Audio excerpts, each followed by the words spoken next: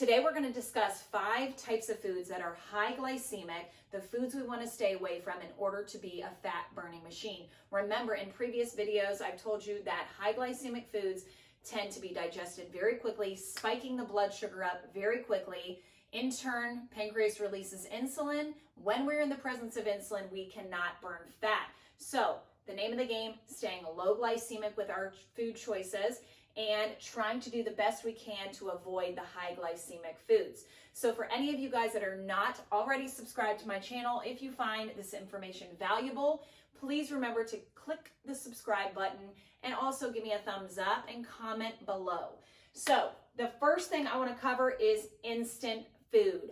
Anytime you see the word instant, you want to be aware that it's going to be high glycemic, okay? If it's cooked very, very quickly, it's going to be digested very, very quickly. That's an important thing to understand. I know everything is so speedy these days and we want it done instantly. It's exciting when you see, oh, I can cook it in 99, or in under a minute. But in all reality, we want to do the best we can at slow cooking things because it just is so much better on the digestive process, in turn, not having that quick spike in blood sugar and then insulin, and then eventually developing insulin resistance and going on and on and on, could eventually develop into type 2 diabetes.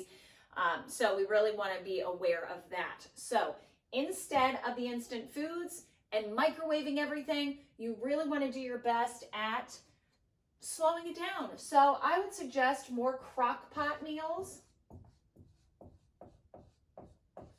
Crock pot meals and stovetop. Okay, as much as possible. Number 2, fruit can be very, very, very good, yes, but we want to be aware of the types of fruit in which we're consuming. Watermelon and pineapple are very, very, very high glycemic, and we want to make sure that we're consuming more berries, grapefruit, apples, things like that that are lower in the glycemic index, okay? So I'll put berries on there.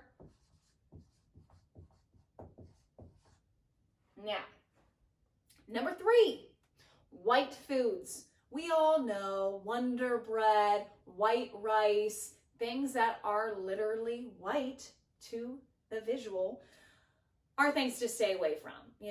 They're just straight, they're digested very, very quickly. Again, spiking blood sugar up very quickly. Even if it's not straight sugar, it is recognized the same in the body. Therefore, the pancreas is eventually going to have to shoot out more and more insulin, eventually leading to that insulin resistance. And remember, being in the presence of insulin, we're not efficient at burning fat.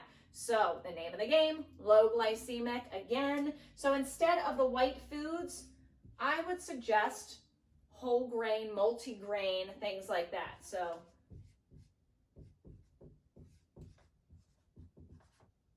all right. Sorry, I've got some chicken scratch here, but at least you can kind of see the better option. Now, number 4, refined processed foods. What if I were to tell you pretzels, rice cakes, things like that you would think would be a healthy option are really, really, really high glycemic? Because it is true. So be aware of the fact that a lot of the refined foods are bad in multiple ways, but very high glycemic. So what I would suggest is finding those treats that have higher protein content. There's a lot of things. I know Quest is one that just comes to the top of my head, and they have a high protein chip. So there's a lot of different things. Hippies is another brand that I love, and it's made from chickpeas. It's very, very, very good and high in fiber, protein. So a much better choice, especially in terms of the glycemic index, okay? So I'm gonna write hippies on here. You can even read that. And the last thing I want to bring attention to, gluten-free foods.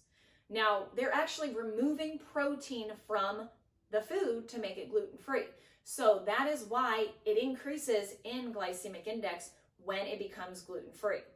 So it's very important to be aware of that. And if you are someone with celiac or you have a gluten intolerance, which most people do when overconsumed, just through day-to-day diet, gluten seems to be shoved into a lot of places, even sauces that you might not be aware of. And so you want to be aware when you are having to eat gluten-free or you're choosing to do so, that you are also incorporating other fibrous foods, high protein foods in that overall meal. Because when you add that protein, that fiber in addition to consuming the higher glycemic foods, it's going to lower the overall glycemic index of the entire meal.